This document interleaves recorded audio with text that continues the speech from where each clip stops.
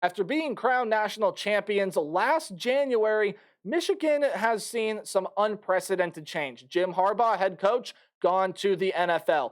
15 players gone to the NFL draft alone, including more than have been invited to training camp, signed as free agents, and even some pieces gone through the transfer portal. So amidst coaching change and roster turnover, can Michigan go back-to-back in 2024? You're about to find out what I think here in this video. What's up, Tailgaters? You're in the booth with Tailgate Nate today, and welcome to my channel, and welcome to prediction season. I'm predicting all 134 FBS level college football teams, which, yes, means I'm doing your favorite team. So hit the subscribe button and ring the bell so you know when that video gets uploaded, and thank you for watching this video. It supports my channel in more ways than you can even imagine, and you can do a lot more to help support my channel if you shall please like, comment, share, and interact with the channel in any way you can, because it all supports what I do here on YouTube, and I greatly appreciate all the love and support that anyone is able to give me out there. But enough about that. You're here to listen to me talk about Michigan football in 2024. How do we do predictions this year? Well, I'm glad that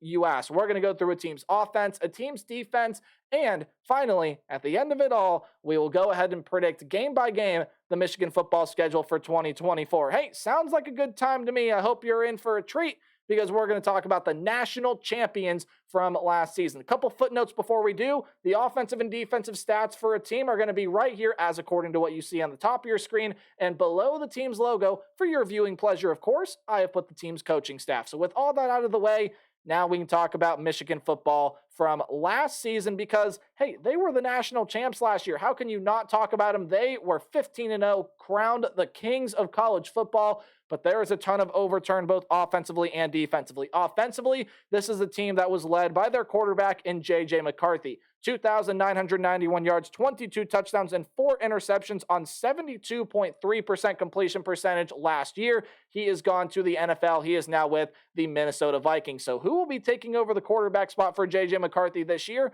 Well, in my opinion, it's really going to be one of 3 guys, even though there are 2 other names that are not on this list that could be mentioned here.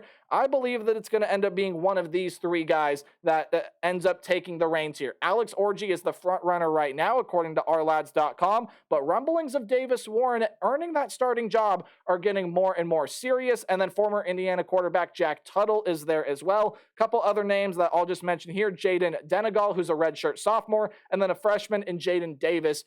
All of those names are potential guys that could take over the starting quarterback room. I would more lean towards Alex Orji now, Davis Warren being that close second, but if either of the 2 of them ends up starting, I'm not going to end up being surprised either way. Now, I know I said this team was led by J.J. McCarthy, but one could argue that this team was also led by Blake Corum, if not primarily led by this phenomenal running back. He has gone to play on Sundays as well, and no, I'm not making the stat line up. In 258 carries, he averaged 4.8 yards per carry with 1,245 yards, and drumroll please, 27 rushing touchdowns from last season. You lose C.J. Stokes to the portal, but Blake Corum is a huge loss to this team. However, Donovan Edwards has come in and played really good minutes in place of Blake Corum in 2021 when he was hurt, and just as a good running back too. He is running back 1 for Michigan this year, and I think he's going to play really good football. Last year at 497 yards, 5 touchdowns. He should more than double those numbers this season with Michigan's dominant ground game. Kalel Mullings and Benjamin Hall are some other names that will be featured in the running back room this year. Wide receiver room is going to be a little diminished as well, as Roman Wilson and Cornelius Johnson. Roman Wilson led the team in all 3 of receptions, yards, and touchdowns last season, more than tripled anyone else in touchdowns, had 12 touchdown receptions last year. Cornelius Johnson, the third third leading receiver in that room last year. Both those guys are off to play on Sundays, as well as a couple guys being gone to the portal. So Samaj Morgan, Tyler Morris, Frederick Moore, and Peyton O'Leary are going to be highlighting this wide receiver room, as well as C.J. Charleston and Amorian Walker. Amorian Walker could be considered a returner because he was with Michigan last year as a substitute defensive back, then transferred to Ole Miss in January, decided to come back to play Michigan, was a defensive back, and now will be playing wide receiver for this team. So kind of pulling a flip-flop of what Mikey Sainristil did with this team. But C.J. Charleston is a Youngstown State transfer that should slide in and play some pretty big minutes as well. A.J. Barner's off to the NFL in the tight end room. Nonetheless, Colston Loveland, the lead tight end from last year, comes back. 649 yards, 4 touchdowns for him last year as the second leading receiver, followed closely by Marlon Klein and Max Bredesen will be your 2 reserve tight ends. But Loveland, of course, will be getting that start. And just a ton of guys on the offensive line are gone. Zinter, Jones, Keegan, Barnhart, Nugent, and Amir Herring. 6 guys going to be gone either to the NFL or through the portal. So your offensive line is going to have to be sort of bunched together here, and you're going to have to find a lot of guys to step up and play. Now, Miles Hinton's a really good player that's coming back, but guys like Crippen, Gentry, El Hadi, and Perso are coming back to be presumable starters. You also do have Josh Prebe, who is a transfer coming in from the portal that should, in all likelihood, be a starter on the offensive line with Hinton and then the other 4 guys battling it out for those 3 remaining spots. Okay, talking about Michigan's offense this year, I have no doubt that Donovan Edwards is going to provide another dominant ground game force for Michigan in 2024. The question is, I think this wide receiver room yet again is going to be one of the more underrated rooms in the country, even though you have guys like Wilson and Johnson gone. Who plays quarterback here? And to be quite honest with you guys out there, I don't really love any of these 3 names, Orji, Warren, or Tuttle. I don't even love the 2 guys that they have back there. Now, granted, I was not super in love with J.J. McCarthy when he was named that starting quarterback either, and he went and won this team a national championship. Alex Orji is dual threat ability. You saw him being used in some run packages last year in the national championship game. Davis Warren is a pretty darn good passer there, so we'll see who ends up winning that starting job. But again, I just don't love any of the names that are potentially going to win the starting job for Michigan in 2024. That's just my personal opinion. You can take away whatever you may please. Defensively, though, I mean, Michigan is still going to be one of the best defensive teams in the entire country, even with all of the defensive pieces that they lose. Chris Jenkins, Jalen Harrell, and Braden McGregor are all gone on the defensive line, and Cam Good did graduate as well. That's just a lot of phenomenally talented guys. Chris Jenkins had 2.5 sacks for this team last year. Harrell off the edge, 6.5 sacks last season. That led the team last season in sacks. You go ahead and go over to what is coming back on the defensive line. Still, like I said, even though you lose a ton of guys to the NFL, they are still supremely talented on the defensive line. Josiah Stewart, the former Coastal Carolina transfer, is coming back. He'll get to play a lot bigger minutes than what he played last season, and even though he played a lot of big minutes already, 38 tackles, 5.5 sacks. Coming from that hybrid defensive line linebacker spot last year, Mason Graham is another really good player, along with Kenneth Grant, TJ Guy, Derek Moore, and Rayshawn Benny. All those guys and more come back for a loaded defensive line room for Michigan. In the linebacker room, yes, Junior Colson, Michael Barrett are gone. Those are your top 2 tacklers from last season, as long as a couple other guys leaving through the portal. Yet, Ernest Hausman, the former Nebraska transfer, is back, 46 tackles. He's the leading tackler returning for this team, as well as Jaden Hood, Micah Ballard, and Jashawn Barham is a transfer coming in to this team. He comes over from Maryland as a 4-star rated transfer, according to 24/7, was one of the better defensive players that Maryland had. Coming over here should provide a nice boost to this linebacker room to cushion the blow a little bit with Colson and Barrett leaving. In the defensive back room, I talked about Mikey Sainristil earlier in this video. He is going to be gone, as well as Josh Wallace. 2 really, really good corners here for this team. Sainristil being, again, one of the lead guys on this defense. 6 pass defended, 6 interceptions, while being a top 10 tackler on this team. You do have DJ Waller Jr. that enters the portal, but nonetheless, you get Will Johnson back, which is a huge get back. He's going to be one of the best corners in college football this year. Jair Hill, Keyshawn Harris, and Miles Pollard will all be making returns to this team as well. And in the safety position, you do lose Keon Sabb to the portal, but nonetheless, Makari Page, Rod Moore, Quentin Johnson, Jadaden McBurrows, and Zeke Berry are coming back. So, well, okay, no, never mind. Let's give kickers some love too, because again, as I like to say, kickers are people too. James Turner is going to be gone to the NFL. However, you do return your punter, Tommy Doman, and Adam Samaha, who did have some kicking duties last year, but you do bring in a kicking transfer, and Dominic Zvada. He's coming over from Arkansas State, a 3-star transfer, should end up being that starting field goal kicker for Michigan this upcoming season. Like I talked about before, I even went through the list of players that left. A ton of phenomenal talent leaves this defense. Jenkins and Harrell were really good on the defensive line. As I said, Colson and Barrett, the top 2 tacklers. Sainristil and Wallace were dynamite as cornerbacks for this team. Even losing Keon Sabb through the portal is going to hurt, but I mean, you take a look at all the defensive talent that's still here. Josiah Stewart, Mason Graham, Ernest Hausman, Will Johnson, Makari Page, Rod Moore. I could go on and on and on. This is a Michigan defense that is still absolutely loaded. This is just in general with the talent you lost, it's going to be pretty hard to replicate the numbers that you did last season, but they're going to be pretty darn close to it. They may not hold opponents to under 12 points per game again or under 250 yards per game again because that defense last year was just special, but the defense in 2024 for Michigan will still be one of the best the country has to offer. Let's go ahead and take a look at the 2024 schedule for the Michigan Wolverines, and oh boy, there are some toughies here on the schedule. We'll get there when we get there. But hey, any game at home is going to be underlined. Well, any game on the road is in italics or, of course, that slanted text. Any game in green is going to be a game I see Michigan winning easily. Any game in yellow is, oh, watch out for that one. Michigan could lose, but I still have them winning. And red, of course, is a loss. So without further ado, ladies and gentlemen, let's predict Michigan football in 2024. Starting out with the game against Fresno State. Should be a nice, easy win for Michigan to get things going. I expect them to use multiple quarterbacks in this game. The defense is going to flourish. It's up to the offense to start to find some things that work. Donovan Edwards get back in a game, get his footing back as now that running back one.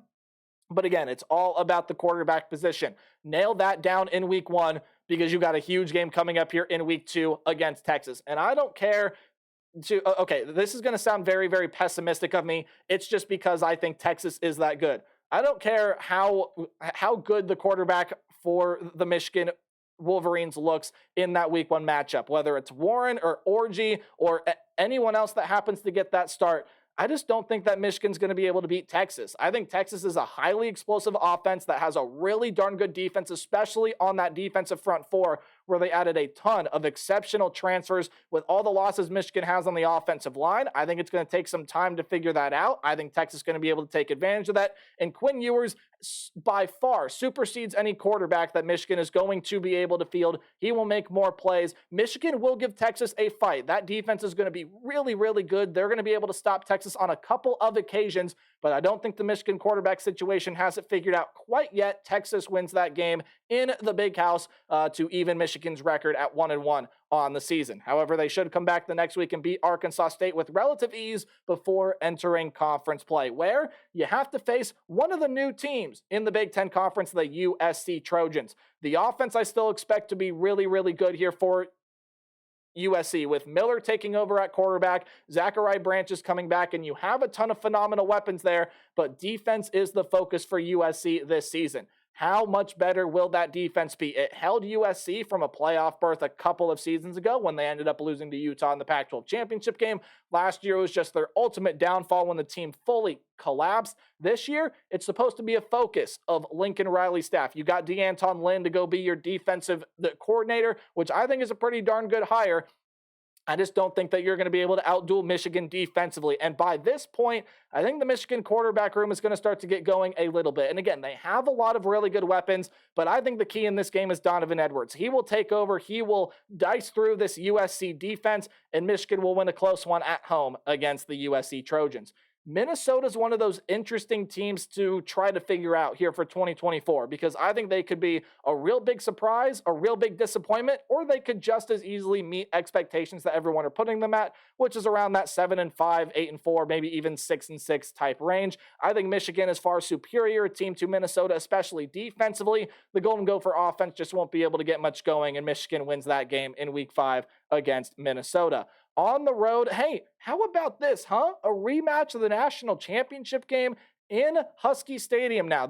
Michigan has to go on the road and travel to Seattle to play this game against the Washington Huskies. Watch out for this game. Jed Fish is coming in after Kalen DeBoer takes the head coaching job over at Alabama. And Washington still has some good talent. Yes, that roster got decimated by the NFL through the portal and everything of the like. But Jed Fish brings over some pretty darn good players, doesn't bring his quarterback or star wide receiver from Arizona with him, but hey, they do get Will Rogers, who's a pretty darn good quarterback that I think will challenge this Michigan defense, especially in the secondary. However, the secondary is too good. It's going to be able to shut down the weapons that Washington has. And hey, they did it once last year defensively with a supremely more talented roster than Washington. While I think the Huskies put up a fight, I think Michigan wins that game there on the road in Seattle. Before you get your first bye week of the 2024 season, yes, there are 2 bye weeks because it is a year with an extra weekend. Before you have to go on the road and play the Illinois Fighting Illini, which I think is going to be another tough game for the Michigan Wolverines to play here. Not that Michigan shouldn't win. I still think Michigan should be able to beat this Illinois team, but I think it's going to be close because Bielema, I think, is going to have this defense playing pretty darn well. The offense, I think, is going to take a step in the right direction. And I think Illinois overall is going to be a pretty solid and pretty feisty competitive team out of the Big Ten Conference this year. That being said, though, Michigan has too much defensive talent. They will be able to beat the Illinois Fighting Illini. Before you get the game here, the rivalry game against Michigan State. Now, the Spartans are another tricky team to try to figure out of the Big Ten Conference because while the roster has been decimated and they don't really have much upside defensively, or I should say they don't have as much upside defensively as they used to because of all the losses, especially on the defensive line in the transfer portal, Jonathan Smith still brings in some really, really talented pieces. There are some good players over there at Michigan State, and overall, I think this one could prove to be a battle, but Michigan's defense will take over, and the Wolverines will beat Sparty. This is another game here where I just think no matter how good the Michigan quarterback room plays, I see it being a loss.